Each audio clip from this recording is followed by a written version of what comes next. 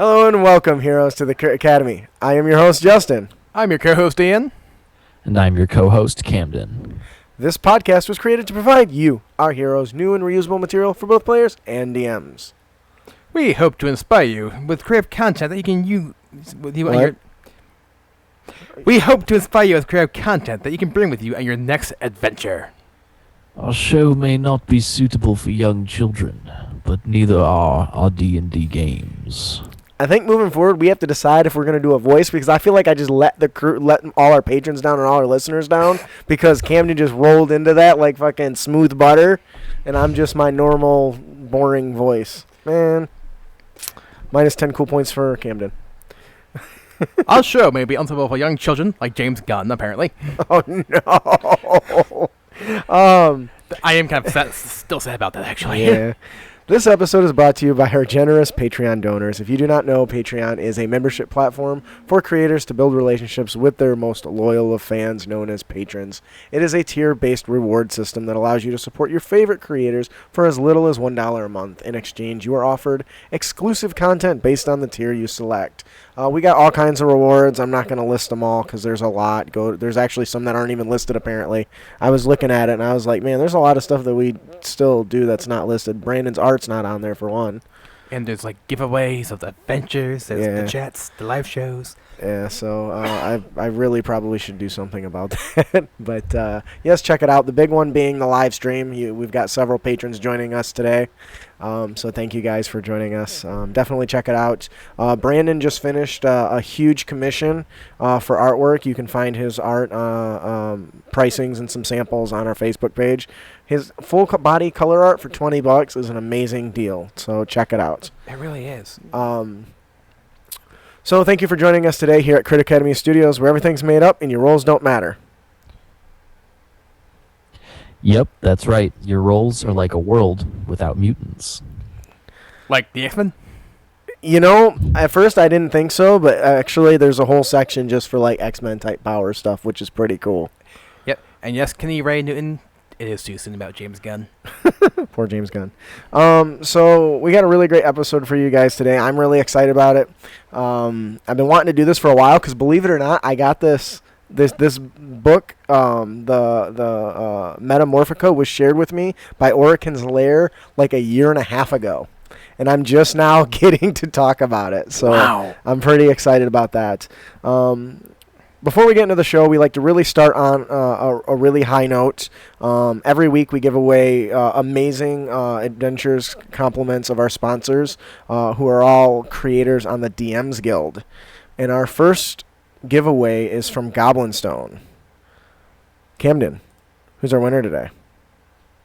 Our winner today is Me One Yoda.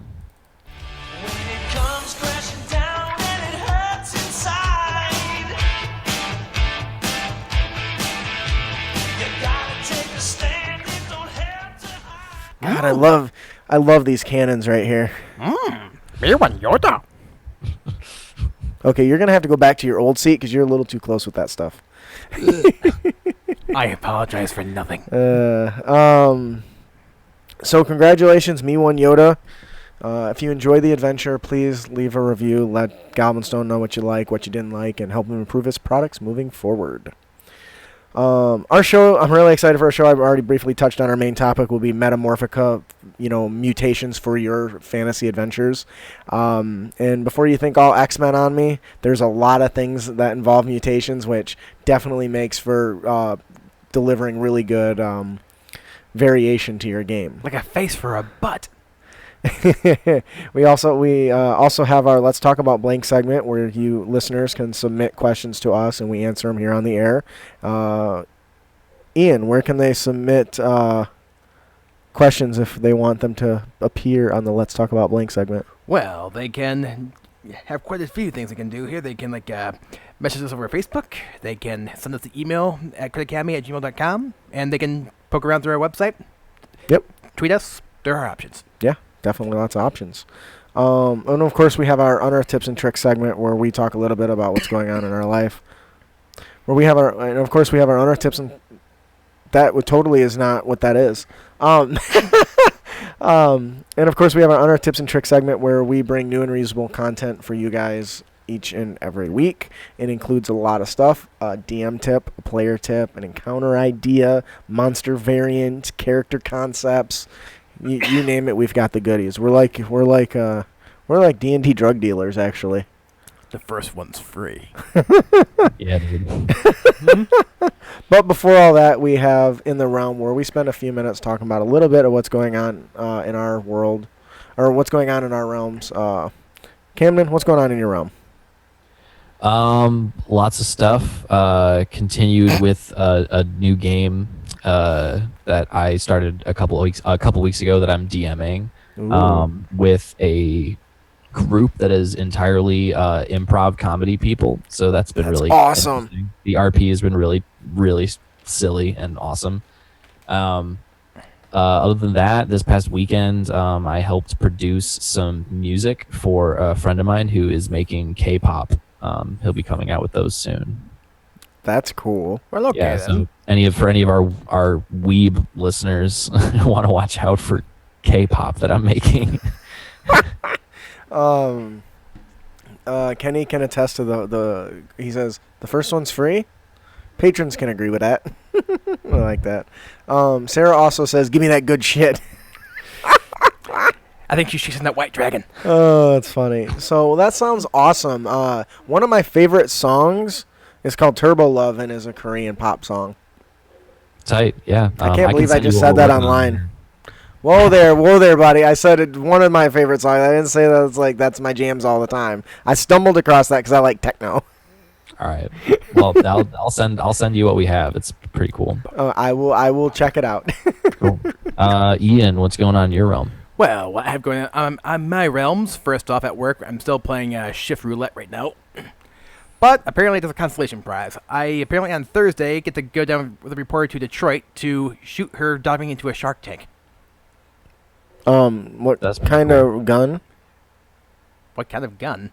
Shoot her in a shark tank? With a camera.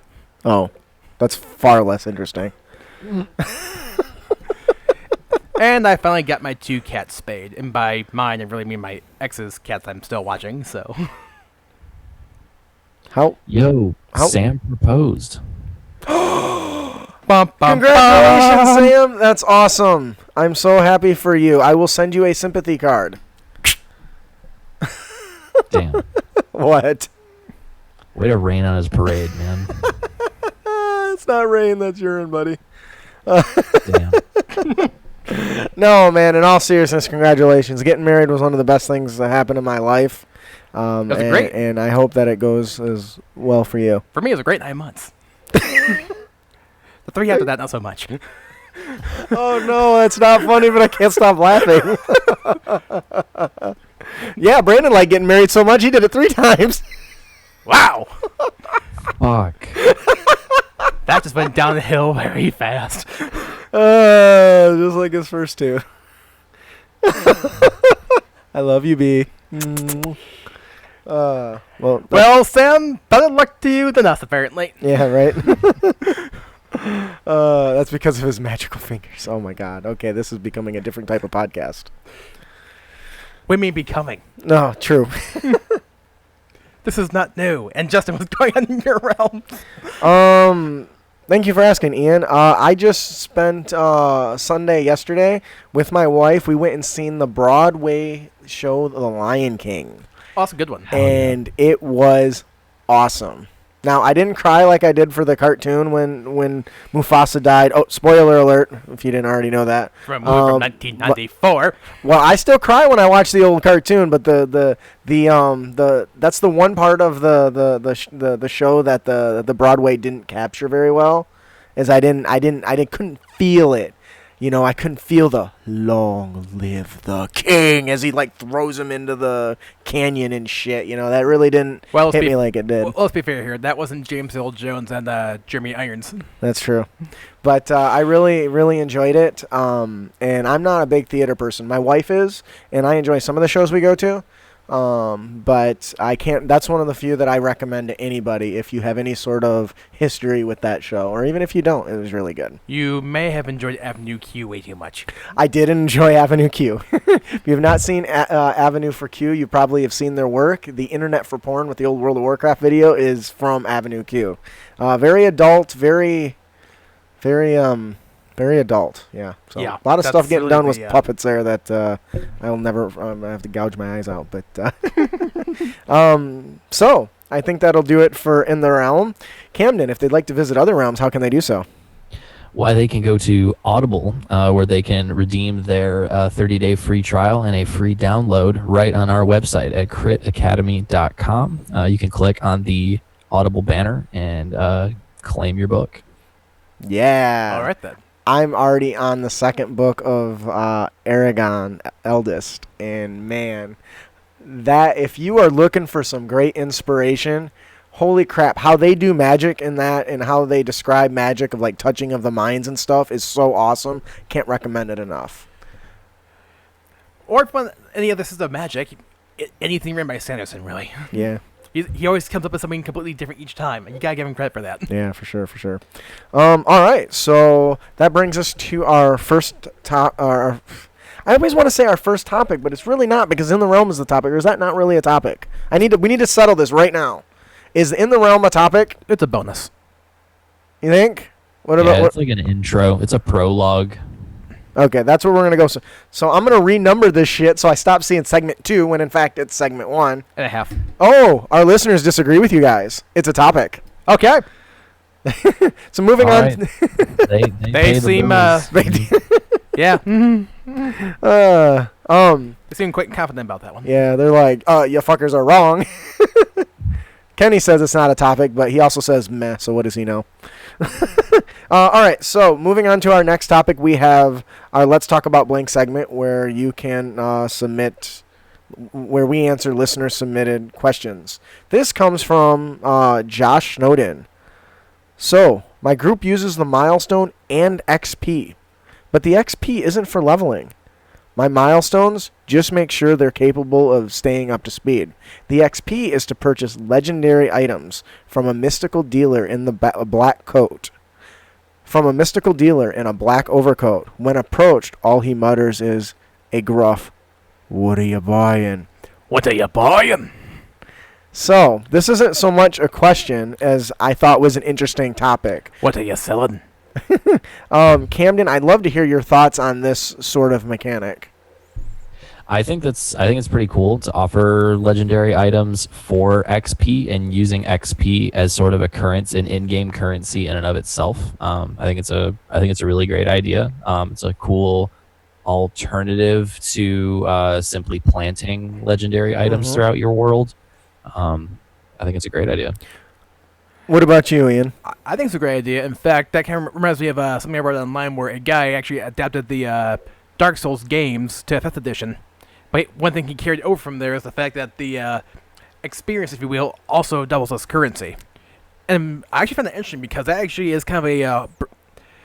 they kind of do the same thing in earlier editions, too, of D&D, where gold actually doubled as XP. So... Oh, that's cool. Yeah. Can you trade it in? It's like... No, gold is XP. Oh, so you sell your gold to level up?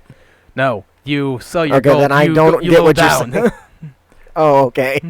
I get you. So that your wealth determines your power. Yeah. So if somebody robs you, you're fucked. Yes. Somebody broke into my mansion and stole all my goodies. Hey, Rogue, why are you saying 5 levels higher than everybody else? I don't know. Pilfering from everybody. There's a couple reasons why I like this idea. First, one of my personal issues with everyone gaining experience at different rates is people start to outlevel people. Now, you could argue, well, that's the reward for the person showing up all the time, or that's the reward for me giving out a bonus experience to the person that role plays. But in the end, if that person starts to outshine the rest of the players, you start to pull away from their fun. That being said, I've always been a fan of the milestone because, okay, you guys get to this level, boom, you've leveled up. Now I can build the counters accordingly. Okay, boom, you've leveled up, and I can drive the story that way. The fact that he's using XP as a currency for purchasing means now that when I give that bard a little extra experience for all his roleplay, or I give let's say the rogue for his playing his character or whatever, playing to his flaws or his morality and giving him little bonuses, it is another tool to encourage them to do that. Because it's one thing for everyone just be, all right, I attack. Oh, hey, look, I found a sword. It's different that in order to get that sword that they have to work towards it by playing to their character's strengths and weaknesses and their character flaws and the strategies that they come up with. By turning it into a currency, I can now leverage, you do a good job playing, you get fat loots instead of fat loots drop whether you're a good player or not. And I guess the advantage there, too, is it helps each player get the items they want. Yeah. You can make it like a wish list for them. What do you think about that, Camden? That's an awesome point. Ed says, Sam says, sorry. However, I find it much simpler if everyone is at the same level. Oh, I must have missed something. You did. Oh. Okay, I did miss something. I apologize. There are a lot of chatter going on. Can you read that? Yes. Okay. Do you want to touch on that? Now you're making me read back. Well, I had to read back because I started in the middle of a statement and it didn't make sense to me, even though yeah. Let me see here. Father Tate called me a freeloader. You can start there. Yeah. Yeah, that happened. And then Kenny's like, he likes the idea of this dealer being a god in the sky, like trading your life for power. and Sam's like, I'll allow a disparity cap, but he does prefer people to be at the same level for simplicity's sake. Yeah, I agree 100%. The other thing I think is interesting about this is because if you're using this mystical dealer kind of guy as a source for magical items as opposed to just, the traditional drops, you can, as a DM, be evil and encourage them to spend money on things that he is hawking towards them that may or may not have as much value. And so now their ability to use their skill checks as a way to acquire items of value and appraise items becomes kind of important as well. Because now what they're losing is a valuable resource. Because in 5th edition, kind of money's kind of all over the place. So being able to just buy something isn't as a big a deal. But if you make it like in like RPGs, the DKP system, Dragon Knight points when you kill Dragon Kill points when you kill a big boss, everyone bids on an item. So now if I give this one this one item, say it's a sword. It's a sword that fucking when you're at full health shoots a sonic boom out of it or something like Zelda or whatever. And I've got 3 people that can use a sword. It now becomes a bidding war, and I, as the DM, get to play that dealer and play the players' wants against each other. And I must be an evil asshole because that would be so much fun. Ooh, or give them premium items at a discount, but each item has a flaw that affects the player in some way. I love it. My personal favorite example is, because I love using this as an example, the Berserker armor from, Berserk. You're going to have to elaborate because not everyone knows what that is. Okay, basically it's a magical suit of armor that essentially removes all of the human's inhibitions. Like, it lets them let loose, but also throws them to a Berserker rage. But the catch to is, because the human body's no longer holding back, it basically starts breaking them down, like breaks down their muscles, it breaks their bones as they fight. But the other also makes them immune to pain, so they don't know what's going on. Oh, wow. And in fact, as their bones break, the armor will even force spikes into the body to reinforce the broken bones. Oh, that's cool. But the problem, though, is it's also damaging the user. Right. There's a risk there. Sam says, XP spent to make something desirable available to be purchased. Doesn't buy it for them, but does make it exist and be within reach. That almost sounded philosophical. Yeah, I know. That might explain why it didn't make no sense to me. Ha! Anyways, so So yeah, I think this is a great idea. I would love to use this, and I might even try to implement it someday. I think the only challenge that I would have is the value. What is everything worth? Unless you just treat XP the same as gold costs, right? Yeah. I could see that. Okay, that would make that issue kind of non-issue. So, I think this is great. I would love to see it. If you've used anything like this, please, or some variant of this, please send us an email at critacademy@gmail.com and tell us about it. I think that'll do it for our Let's Talk About Blank segment. Now on to the big meat and potatoes of our Crit Academy sandwich here. We have our main topic, the Metamorphica. I don't want french fries. You want french fries? We said meat and potatoes. Before we move on, I do need to acknowledge that Father Tate did qualify me being a freeloader as me being editor of the show, and that I have the last word in what goes into what. Like literally. Yeah. Literally. Like, oh, this part Ed said and they read, I'm just going to cut that shit out. Boom! You might be asking yourself, what is Metamorphica? Well, this is a book created by John Stone Metzger. If you're not aware, in our show notes, there's two versions of this. The classic version, there's a link to it in DriveThruRPG. You can just click and it'll take you right to, and you can download it right now. It's free or pay what you want. And then he has a revised version. I think that's for sale. You can pay some money and purchase the whole revised version. But so if you want to follow along with us, you can do that, or you can go to our show notes and click the link and go and pick up the product yourself. I can't recommend it enough. It's very valuable. This book is pretty much a collection of biological This book is a collection of biological, psychic, and supernatural mutations, all grouped into different tables, so the results can be D&D randomly generated, right? Yep. Using some dice, which is awesome.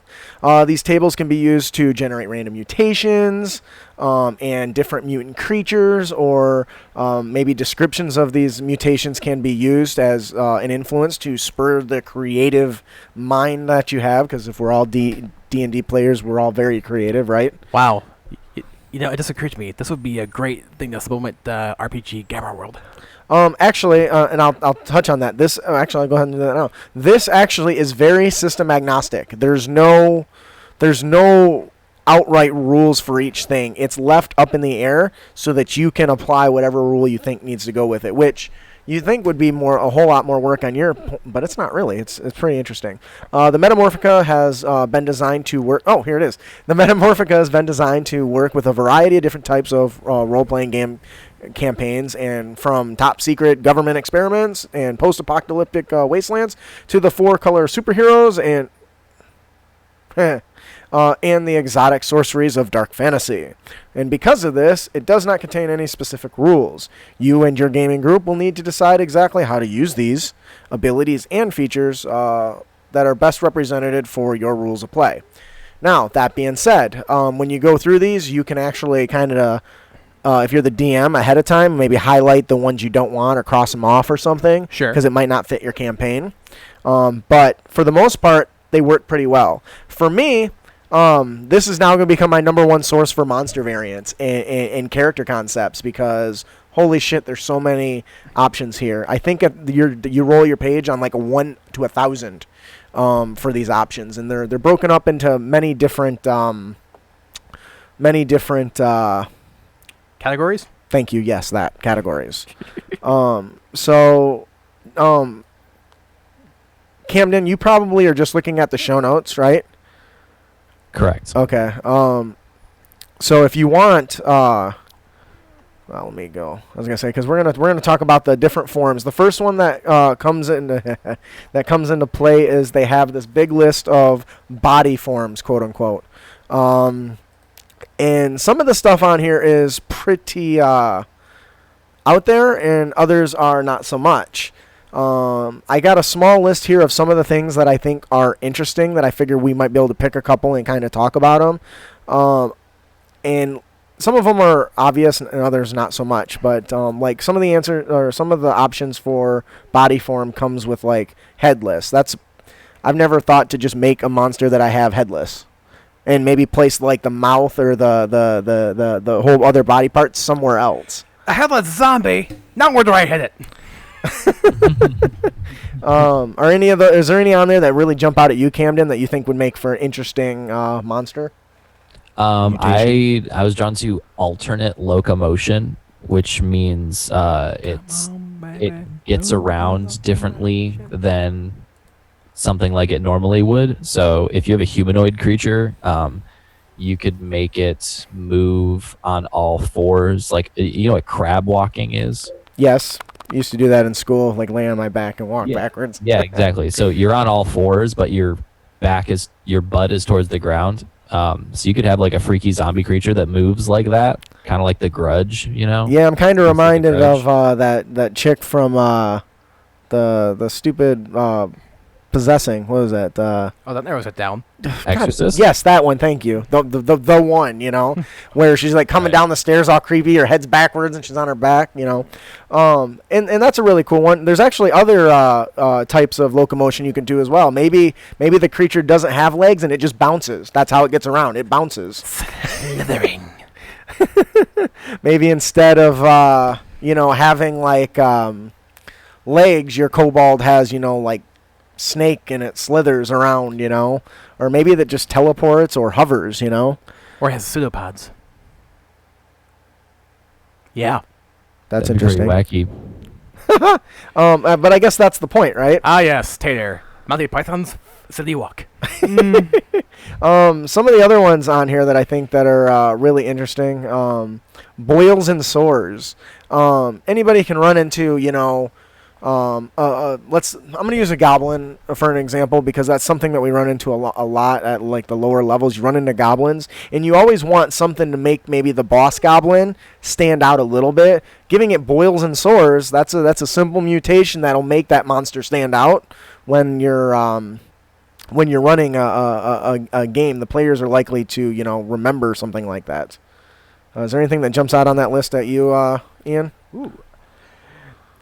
I like the idea of having eye stalks. Eye stalks? Oh, like a eye stalks. Like a beholder? Yeah, let's go with that. Yeah, so I can see like a random creature that just instead of it's missing an eye, so it's like or missing its eyes and it's got growing eye stalks coming over top of its head, maybe. Oh, great! Now think about the anime Parasite. What is that? That's a good example. Doesn't that eye just kind of move out throughout its entire body? In its head, Or yeah. Well, the main character is the hand. Oh, okay. But other characters, it goes around the whole body? No, just a head. Oh, okay. Except for that one dude. Before he had 5 parasites inside him. Have you guys watched Yu Yu Hakusho, the anime, at all? No. It's just us two. Yeah, I know, that's sad. There's a guy there that can move his organs wherever he wants throughout his entire body. And so I just imagine like having eye stalks that travel through your body and your eyes go everywhere. Same thing in with other parts of your bodies. It doesn't have to just be eye stalks. You could have a tongue that just like grows out of random parts of your body, or maybe the ears are in a different locale, or maybe your ears are like running off of a giant stalk, and you can put them underneath doors and shit. Taylor's like, how about just a peg leg? Yeah, the peg leg, you're not gonna work, man. That's too old. That's too old school. A little too boring. And some of the other body forms on anything else that really any of these other body forms really catch your eye there, Camden? Ooh, internal weapon. Not remarkably. What I think of looking at multiple limbs, like extra limbs, and the alternate locomotion stuff, I think of a lot of the new Underdark creatures in Mordenkainen's. Oh. You could really make those guys wacky with a lot of these. Yeah, for sure. Ooh, internal weapon. That can be fun. That could be nuts. That could be crazy. You can come with a lot of cool shit with that. Yeah. Like Wolverine claws. Yeah. Except for instead of claws, they're toenails. Like X-23. Like what? Like X-23. Oh, do they come out of her? 2 of them do. Oh, I didn't know that. Mm-hmm. That's really cool. And then kind of the last one I want to talk on is my personal favorite is the genitalia, exotic genitalia. So at first you're thinking, well, that's kind of weird, but this mutant's sexual organs, and it gives a kind of brief description in the book. It says this mutant's sexual organs include unusual shapes and structures, and may include erectile tissue in various places all over the body or in strange locations. Okay, not gonna lie, what that makes me think of was a parody video of Superman. About to get out with Lois Lane, drops trowel. What the heck is that? It's my dick. But it has pincers! Why does it have pincers?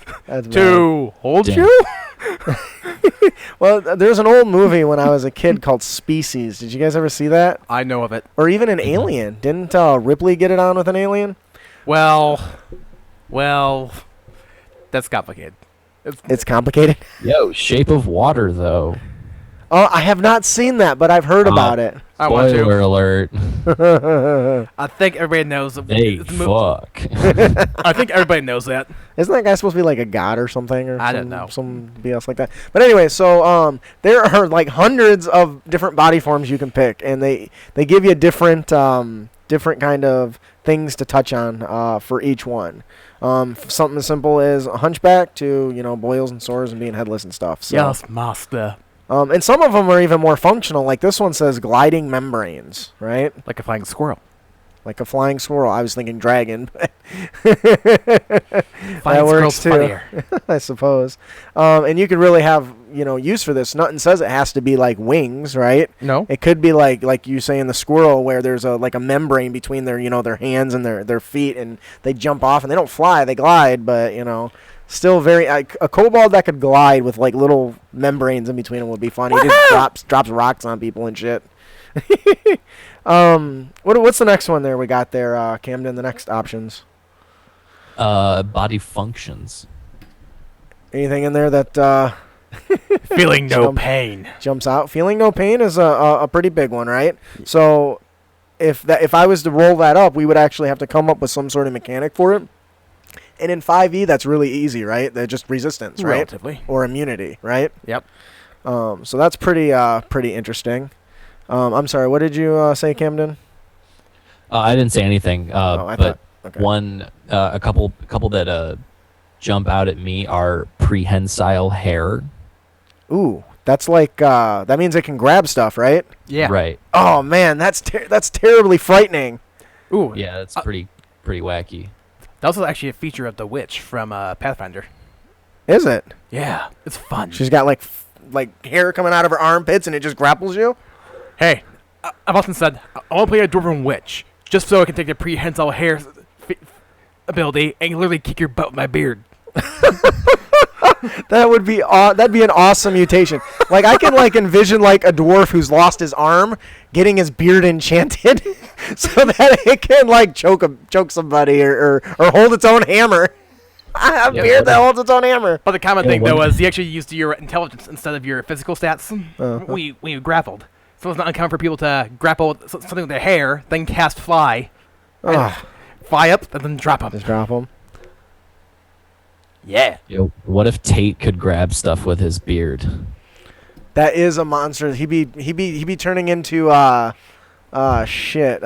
Wayne Brady and have to choke a bitch. Oh, I missed that show. That would be awesome. Whose line? Actually, it's from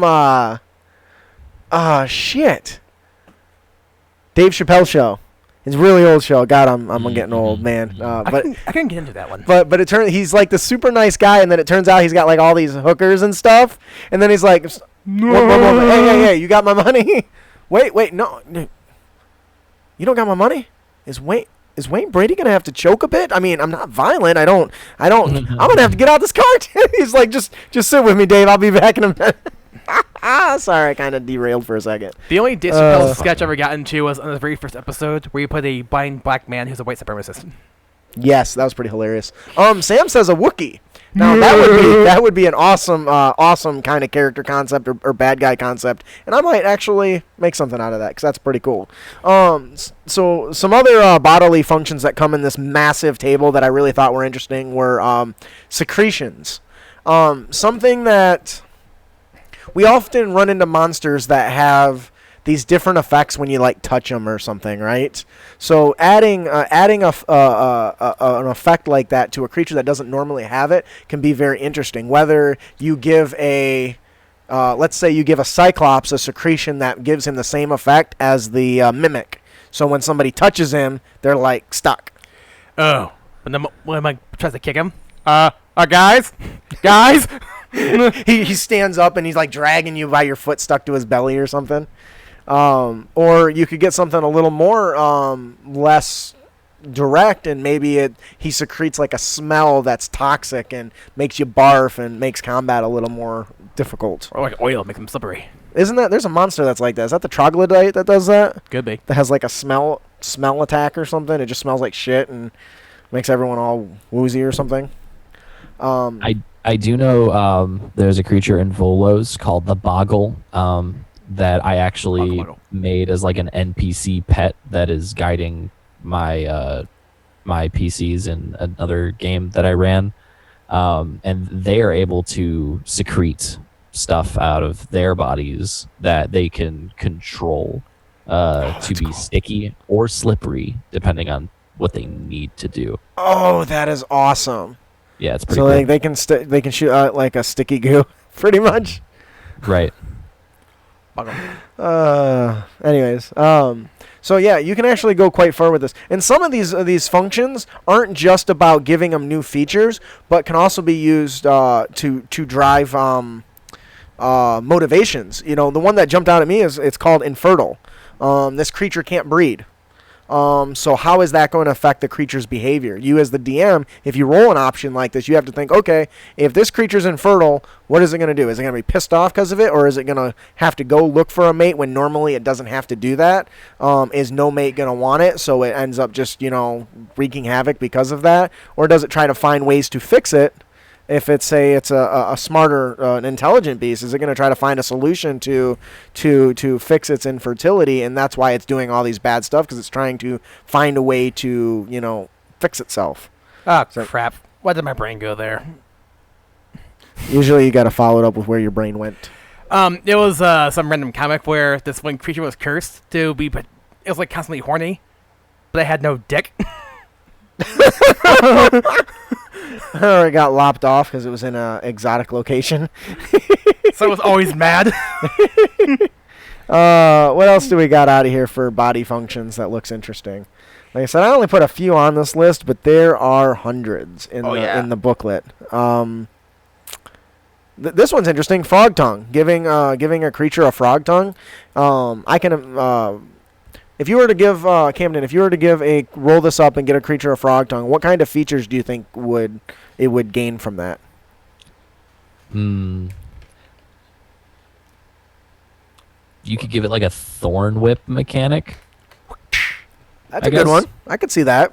That'd be cool. Yeah, that's the only thing I can think of, because that you could do a certain amount of damage, probably like bludgeoning damage or something, and then they can pull it.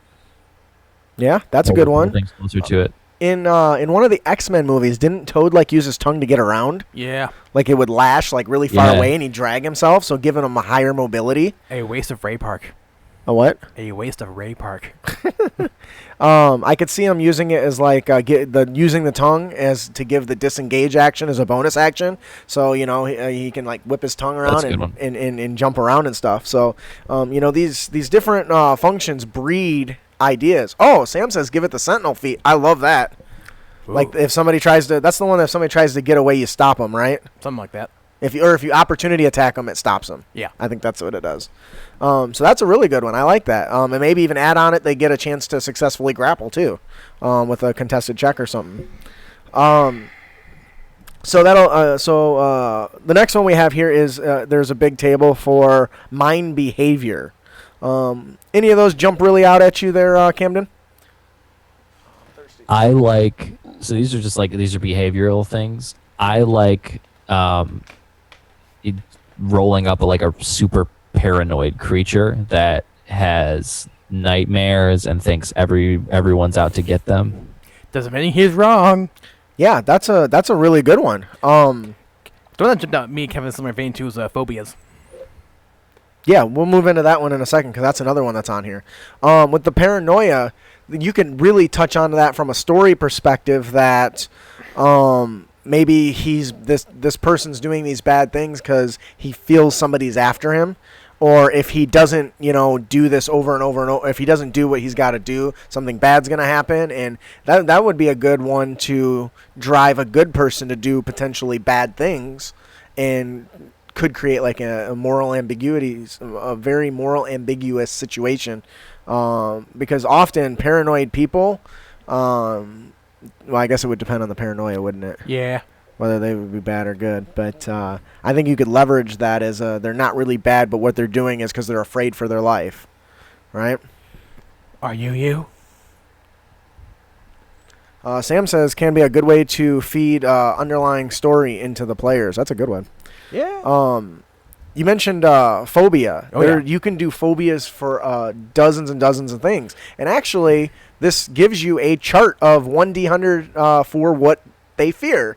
And some of those objects for those phobias, something as stupid as blood. Apparently, blood is on this chart. That's a real thing, though. So yeah, it is. So, can you imagine what if you're like born into a barbarian clan and oh my gosh, and he has a phobia of blood? So now the players come across this big giant berserker, quote unquote, from like a stat perspective, but he hides so he can avoid avoid blood. Or potentially funnier, the big burly barbarian character is afraid of ducks.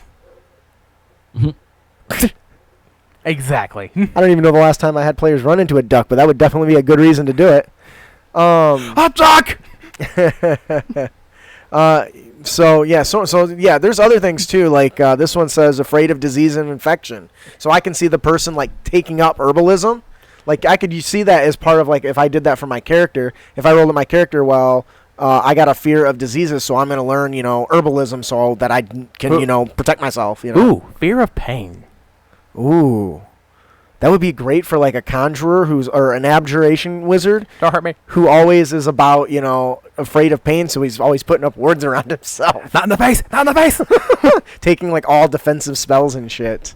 Because these are generally designed for like the DM to make monsters and NPCs with, you can easily use these to build a character concept, which I think is fantastic. And the few that we didn't quite touch on too we're still on behavior, right?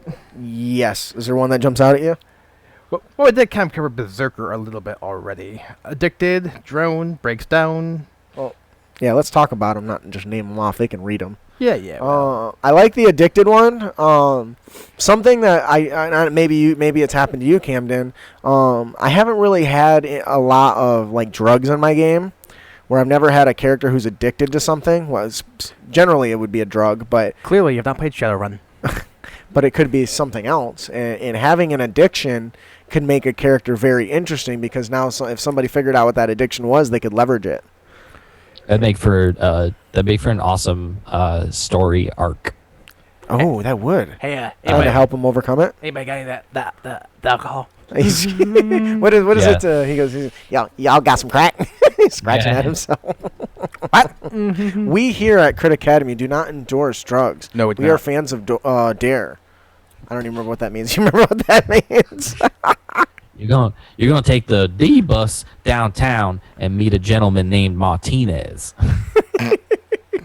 Anyways, I say addiction. It could be there's some players I met that their characters have like sexual addictions where every time they're in town, got to go to the whorehouse type of thing. Or gambling. Or gambling. Gambling's a good one. So you can do a lot with that sort of behavior. Bourbon toe.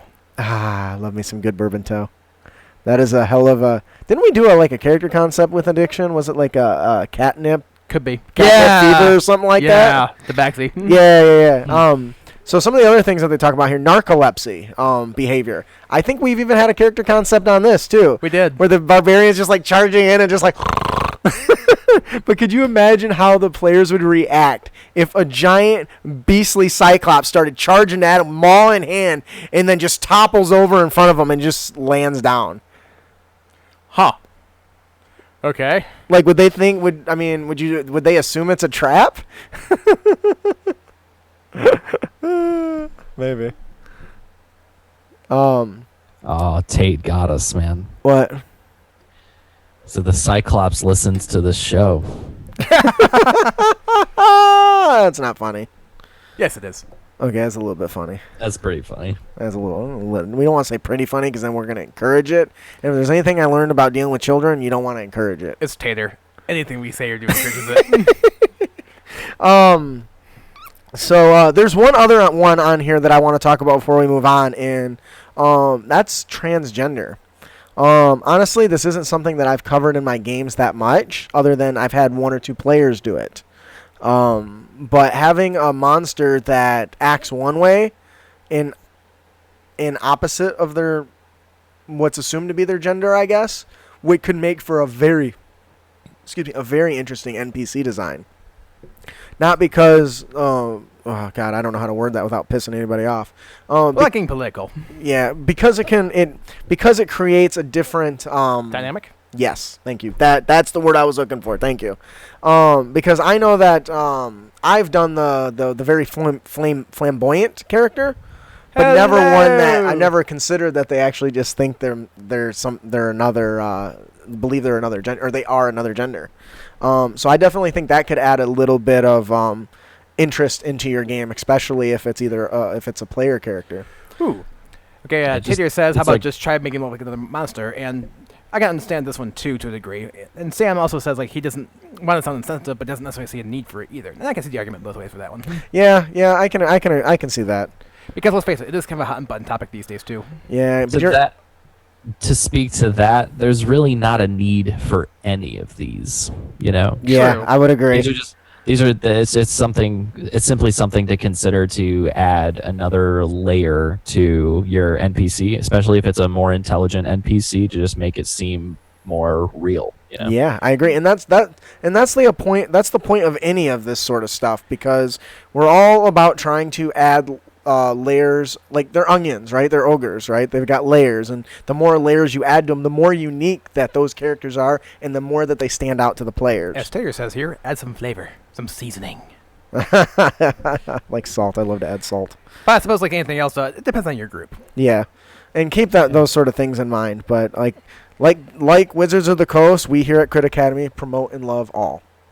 And yeah, if you want, unless you're a dickhead.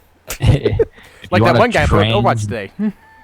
If you want a trans narcoleptic ogre addicted to crack, fucking go for it. Hell yeah. Wow. That is going to be our next monster variant. Bonus. Tater, Strahd as Frankenfurter from Rocky Horror. Oh, I love it. See, now that's the sort of shit that would just throw off your players. If they're expecting one thing, you show up with this big book, because they always see the big books. They know they're running Curse of Strahd, and frickin' Frankenfurter shows up. That's going to definitely change the tone of that game, but is going to catch them with their pants down. I probably could have phrased that a little differently. Oh, yeah. But anyways, so there's a lot of different behaviors. Like I said, there's dozens and dozens and dozens of these options. So, and some of them aren't as obvious, or some of them are a little more obvious, like a code of honor. But what does that say? Ooh, what about no gender? Ooh, a eunuch. I like that. That's not necessarily. Yeah, kind of. Yes and no. Don't they just chop off their junk? But they're still a dude, technically. Yeah, but they're still considered Male. men. Yeah. Oh, okay. See, I didn't know that. Okay, Yeah. yes, but no gender could be a good one. Godzilla doesn't have a gender. Yeah. Asexual. Actually, We should. I really want to cover Mordenkainen's in an upcoming episode, but there's a ton of lore in the new Mordenkainen's about the Drow. no, asexual. That's not the same thing. Asexual is like zero sexual attraction to anything. Right. I was just saying that when I watched Godzilla when I was a kid, they referred to him being asexual because he didn't need anybody to have sex You're with. referring to the 1996 American Godzilla movie. Don't judge my taste in shows, boy. I am. Whatever. The Japanese ones, they usually refer to you as a dude. That's because that's what's in there. There's a dude in the suit. So they're always going to call him a dude. I guess you're right. They didn't call him the queen of monsters. No. Oh, Malfoy, you're looking fabulous today. Now, darling, where'd you get those wings? They go perfect with the eyes.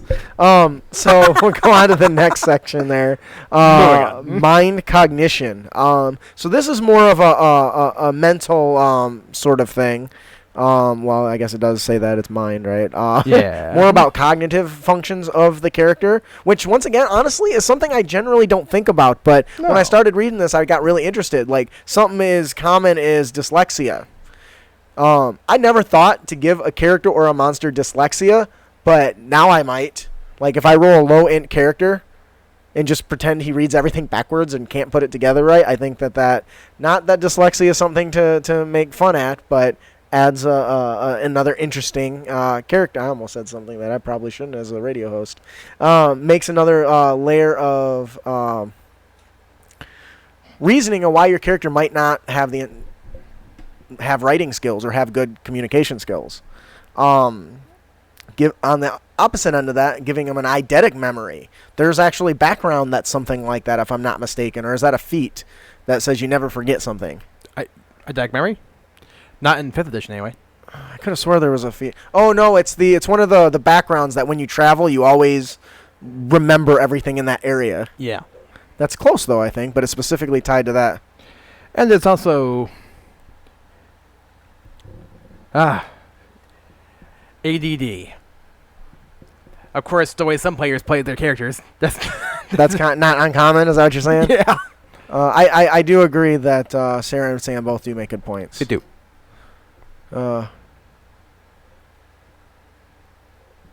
Ooh, that's cool. Yeah, we'll have to talk about that stuff, Camden. The gender bender stuff for the Mordekainens. Well, we're gonna have to get into that. I'll tell you what. I'll try to order that book in the next couple days. You don't. Cool. Oh wait. No, I don't have it. Wait. Do you have it? I'm trying to remember. I have it. I think Yeah, I but have you it. having it doesn't help me. I think I have it.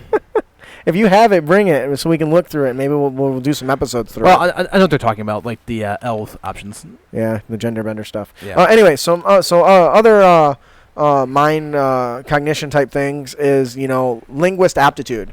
I've never really thought to give an NPC many other languages other than maybe their race and then the common, but that can make for an interesting character. Who? That knows every language or knows many languages. Well, that would suck. Yeah. Insomnia. A polyglot wizard character that is like on the verge of insanity would be kind of cool.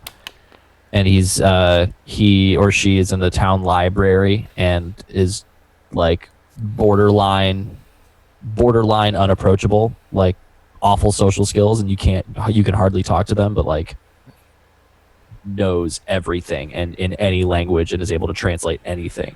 And just spends all day in the library. I do recall I once had a Changeling Scion in the 4th ed who, knew every language. So he could imitate any race. Ooh, It was fun.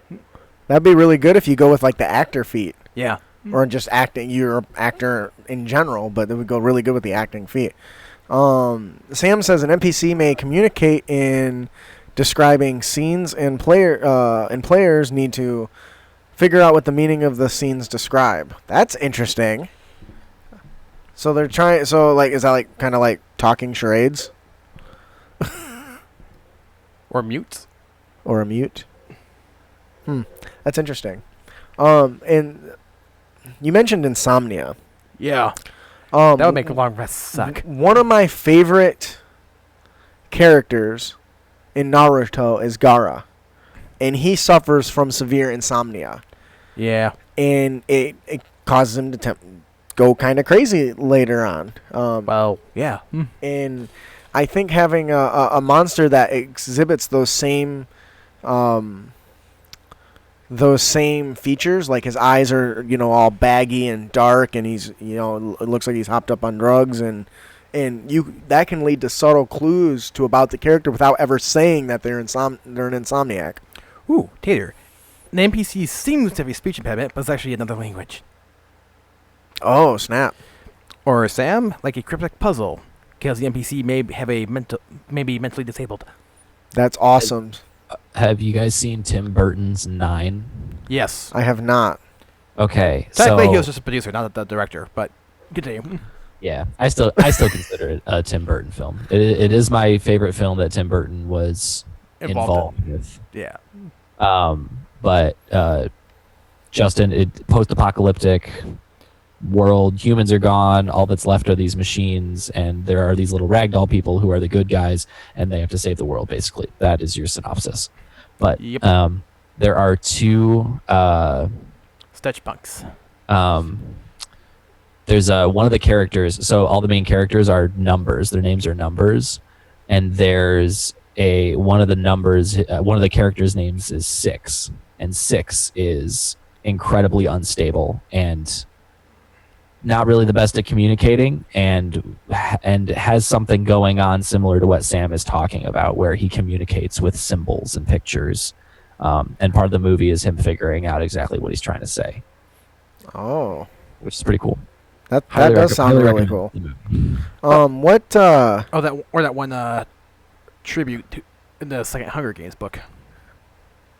I don't remember. Like, she would make everyone comments, but if you actually paid attention, there actually was a hidden wisdom beneath. All their comments.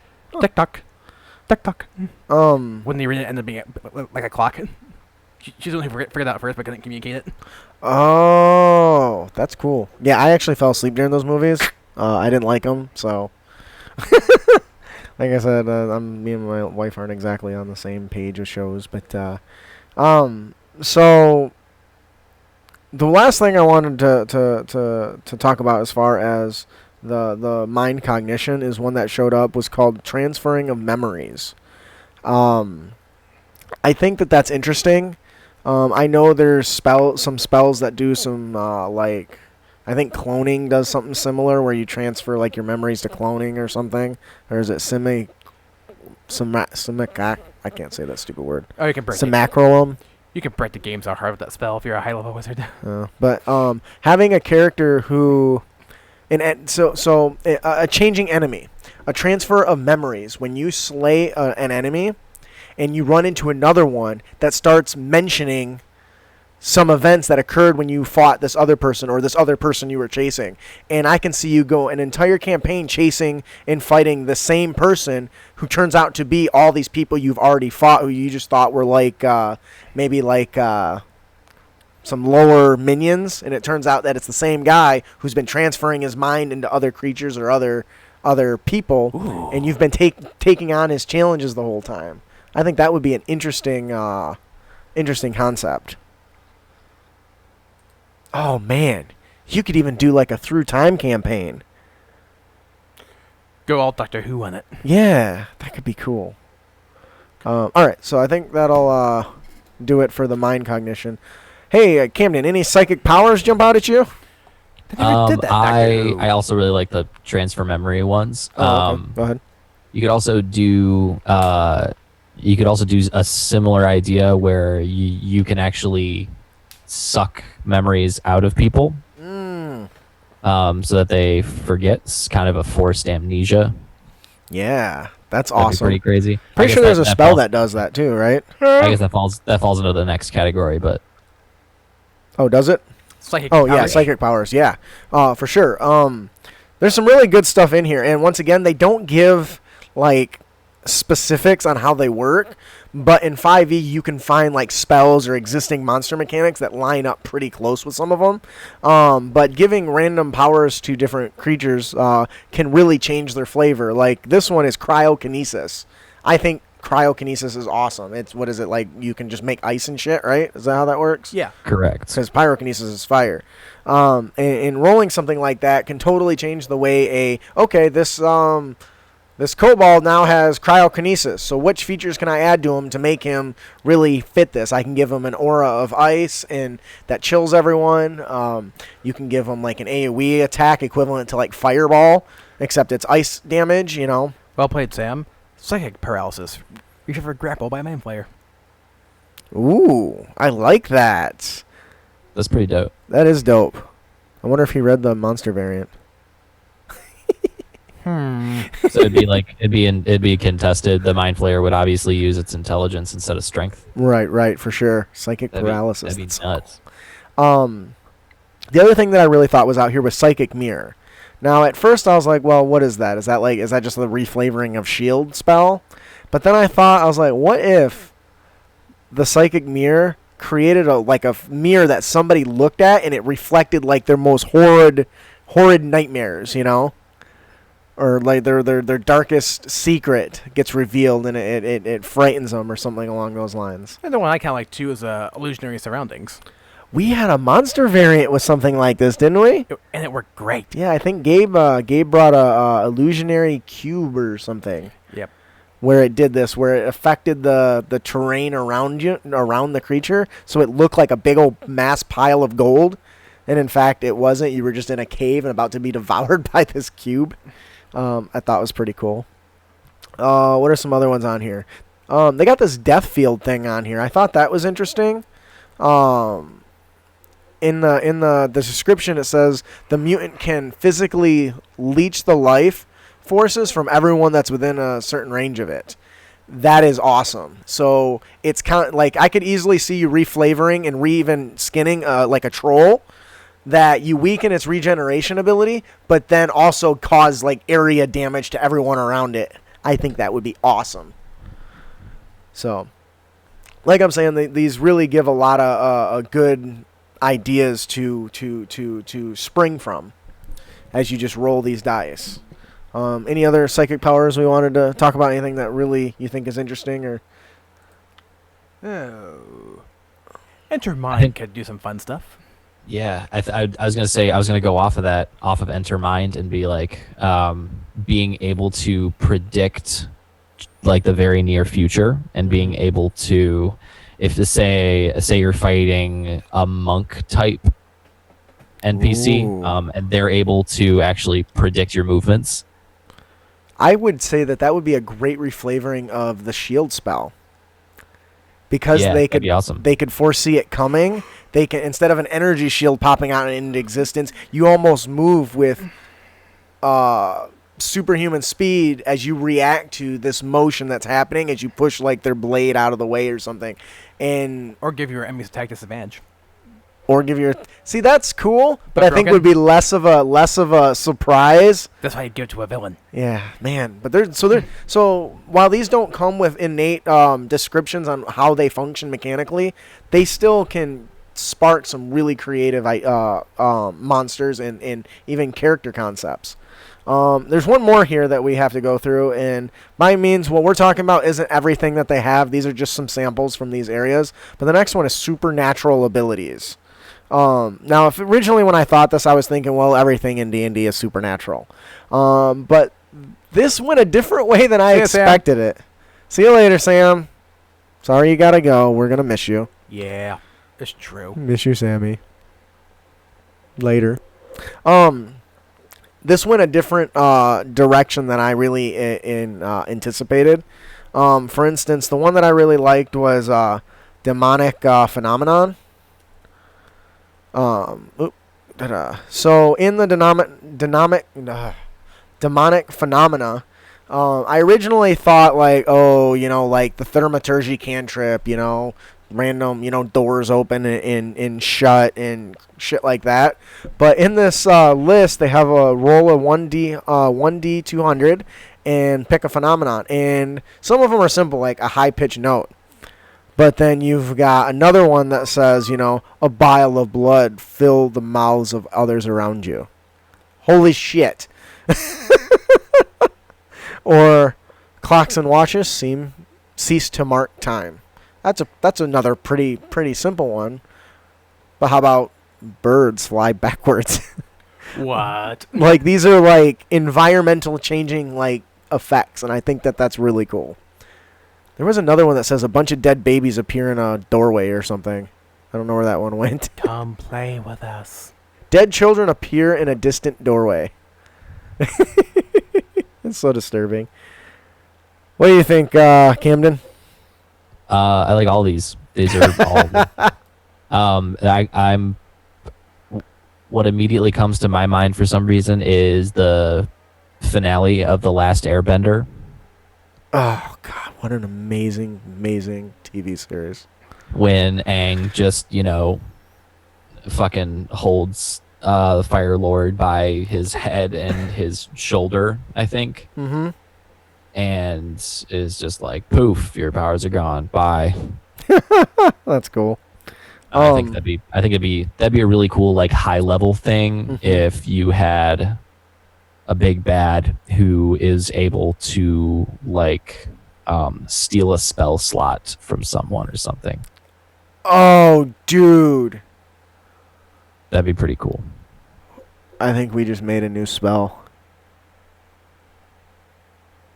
Wasn't That sounds transfer awesome. abilities one of the options here? Yes, I Yeah. think that might be specifically what he's talking about. Yeah.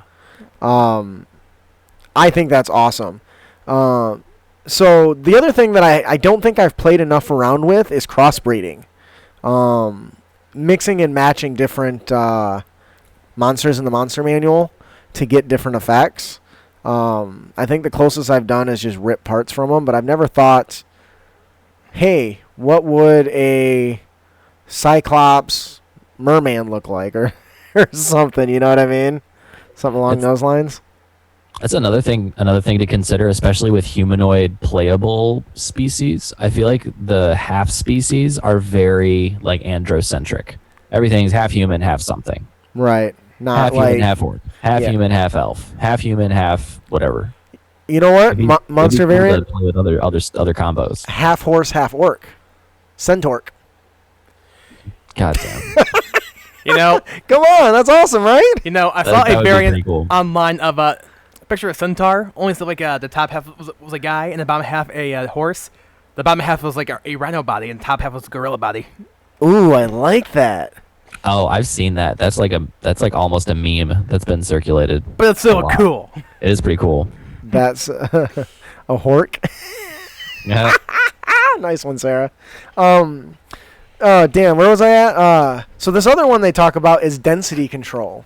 At first I was trying to think, well, what Vision. would, I made that connection after the fact. I was like, well, what does that really mean? And I thought of Vision from Marvel. So I'm like, well, how would you translate that into like D&D 5e? And first, rage would be a good one. You can instantly gain resistance to some stuff. Or maybe you become super heavy, so if you grapple somebody, you just fall on top of them and pin them to the ground. They can't pick you up. But what would be the reverse of that? Would you be able to undensity it? What is the technical word from that? Make it less dense? Yeah. And what happens? Does it float? Become lighter? You get. Well, he uses it to pass through objects. Ooh, that's a good one. That's how he was phasing into the Ultron Oh, that's awesome. androids. So that's a You can really also cool one. a cool mechanic for that would be if you're making something lighter, that means it's easier to move around, which means it's within more characters' carrying capacity, Ooh. which means if you can get it light enough, a mage hand could carry it. Oh, that's cool. I like Because that. it is stipulated mage hand can only carry up to 10 pounds. Right. But if you could alter its density, would alter its density really make it lighter though? Yes. So if it's staying the same size and the density goes down, it gets lighter. Well, somebody needs to have a talk with Ant-Man and how his science works, because it doesn't. Right. In Ant-Man, isn't the whole logic the reason he hits so hard when he's small is because he keeps his mass? But, Yeah, But then allegedly. when he gets giant, he can lift like trucks, but he shouldn't be able to. He should still be Yeah, lifting. they kind of always hand wave that in the movies. They kind of adjust a little bit more in the comics, but Just like Yeah. wave it away. yeah. We could talk about the science of Ant-Man all day. Or rather, the lack thereof. Right.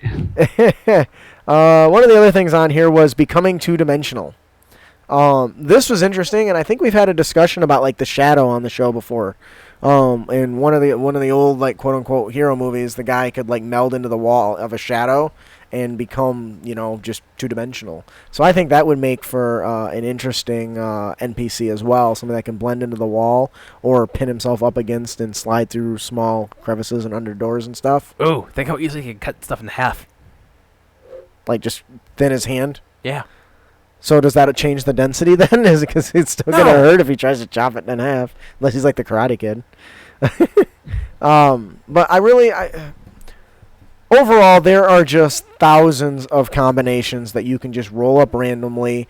Obviously, a lot of these would require some finagling, trying to get the features right and matching them up with current features. Because honestly, I personally never recommend creating your own custom features because they can easily be unbalanced. But finding stuff that matches up, that can fit, whether it's something that's completely just flavor, like your body form, you have, eye stalks. That could be just flavor. You could be like, what's that stupid guy we always talk about? Jar Jar? Yes, like Jar Jar.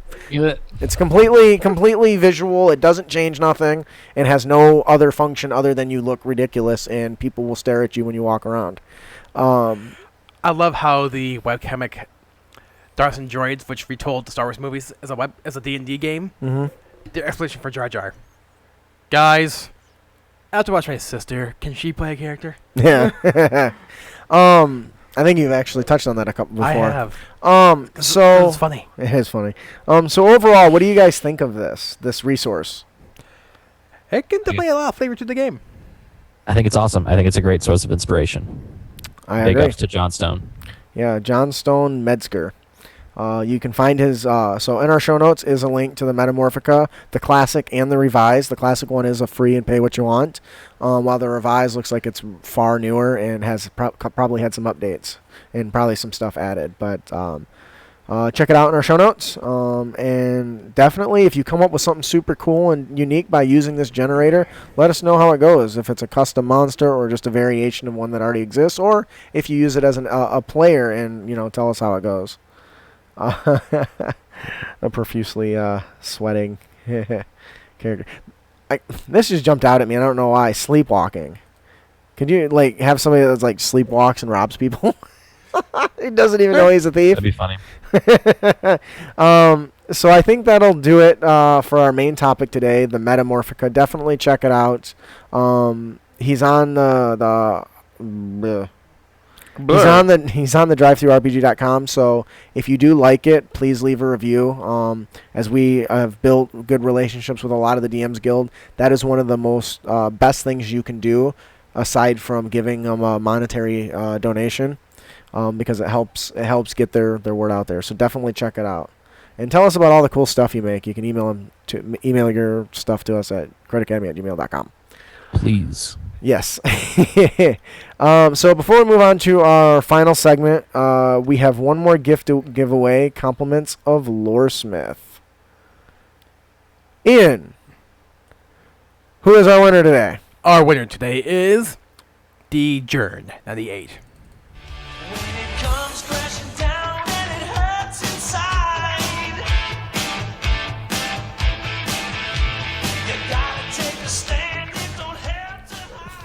Or Dijon.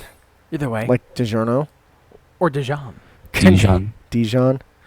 Congratulations, Dijon98. If you enjoy the adventure, please head on over to loresmith.com and let him know. Leave him a review. Tell him what you like. Tell him what you didn't like. And help him improve his product going forward. All right. Now to our secret sauce of the show. Sriracha? No. Our owner tips and tricks. I like Mayo. sriracha, though. Sriracha is good. That's good. Man, let me tell you about the explosive destruction that I had after eating some hot stuff the other day, man. I love hot stuff. Oh. Man, my body hates it. I'm at No Ghost. one wants to hear about that, Justin. I'm at Ghost Pepper Sauce. I like sharing, though. I was raised to share, so that also means share too much. What? I'm also at Ghost Pepper Hot Sauce. Oh, man, that melts my insides. Yep. Apparently, Ed can't wait to make it to our next Patreon pals to show us how to dance. I like to move it. Sounds like a deal. So our curse. first UTT is our character concept. I titled this simply The Scorpion. Get over here. This character has extremely long braided hair, and at the tip of the braids are daggers, or a dagger. This character uses the hair like a whip and lashes out with the dagger at its end. Now, this actually is a character I have ran in the past. It's completely designed to be around flavor and not functionally an extra arm. When I was running it originally, just part of my normal attack was describing the intricacies of the weaving of the blades and the whipping of the hair as it slashed, and and I'll tell you what, there is nothing more satisfying than critting and decapitating a person with your ponytail. How about with your beard? I had considered that after we talked about it. I was like, that's very similar to our character concept today. I didn't think about a beard until after that fact, but you could just as easily do a beard or like a tail or something like that. But the original idea for this is a character that wants to be that spin to win kind of wild fighting style, where they've got just kind of blades everywhere as they're flailing about. How do you guys envision a character like this functioning? Like Medusa from Marvel Comics. That's a really good example. Yep. Not like the crappy movie that came out or the TV show that came out, but like the real Medusa where her hair's like all wild-like and alive. Yeah, that show should have been way better. Yeah, it should have been. Marvel let us down. They also should have left it as a movie like it was originally supposed to be. Ugh. New York Tater just said, I'm down with giving a double whipping. Of course. Camden, what do you think about this? This is an awesome flavor for like a chaotic neutral rogue type character. I don't know. I'm envisioning kind of a bandit mercenary type character for this. I can see that. My character, she was a handmaid, actually. And she wasn't allowed to wield weapons. Obviously, when you're a slave, you're not supposed to. So she had tied this heavy weight and constantly was practicing, swinging her hair around. So when she got out, her main primary source of damage was the only way she could learn how to fight, and that was by swinging her hair around. And that's kind of where this came from, and I really liked it. It was very dorky. Now, obviously, I did not gain any mechanical advantages using this, but don't get me wrong, I tried many times. But it's a simple idea. It's a lot of fun. You mentioned it being like a rogue character. It really didn't have to be. I think that easily it could be like a short sword wielding fighter type class. Can't get much bigger than that, but or you can even just say it's a dagger and that's part of your dual wielding or your great sword or whatever, during your flavor of your combat description. But slitting somebody's throat and like spearing them with your scorpion like tail is pretty awesome. Oh man, you should see her snack. Like she'd like whip her ponytail across the table to grab like fruit and like yank it back and catch it. It's pretty awesome. God, I miss that character. Yeah. I miss quite a few characters I've played over the years. How do you envision this working, Ian? Anything jump out at you? Any unique, clever ideas? I forget which character that was, but there was a character in anime that they have like a scorpion-like tail on the back of their head. What was that? I feel like I've seen that. I know. That's what's bugging me. Yeah, I see what you did there. Scorpion bugging you. That's funny. Well, technically, it's an arachnid, but anyway. Dude. You're bringing me down with your logic. Don't do that. Don't ruin my fantasy. Like gravity? Oh, shut up. Gravity's not real. It's fake. And the planet's flat, too, just so you know. Space Force. Oh, shit. Oh, don't even get me started on that. I had to. I'm sorry. Even Tate says even a dwarf would fit the look. Yeah, he was mentioning like the having like the beards and blades and the beards and the ponytail and like somersaulting and spinning, and that'd be fun. That'll do it for our character concept, the Scorpion. Oh, you can even put poison tips on him. Ooh. Man, that would be awesome. Poison tip blades in your hair. That's great. Camden, do you want to take our monster variant? Sure. Our monster variant of the podcast is the Stupefying Wyvern. So it's a wyvern, but it has a special ability, the Stupefying Gaze. The wyvern targets one creature it can see within 30 feet. The target can see the wyvern. The target must make a DC 14 Constitution save against its gaze or take 4d6 psychic damage and be paralyzed for 1 minute. The target can repeat the saving throw at the end of each of its turns, ending the effect on a success. If the target's saving throw is successful, or if the effect ends, the target is immune for an hour. Yeah. So how do you envision getting the most out of this feature? Well, the adventurers don't see it coming. That could definitely take them by surprise. Oh, because it's a gaze. They don't see it coming. That's funny. Yeah. I don't know if he planned that, but that's just funny. What about you there, Camden? It's cool. This reminds me a lot of the Umber Hulk, the OG Umber Hulk in the Monster Manual. Yep. Has a similar ability. I think this is really cool. I think this is a good metagamer buster. Yeah. Well, not only will it throw them off, but keep in mind that the wyvern can fly. Yeah. So if you're Right. fighting a wyvern and you're in the air and it paralyzes you, Kunk. you're probably gonna fall. So it adds. This is a great monster to add to like a flying combat, or at the edge of a precipice where it could paralyze you and just push you off to your death.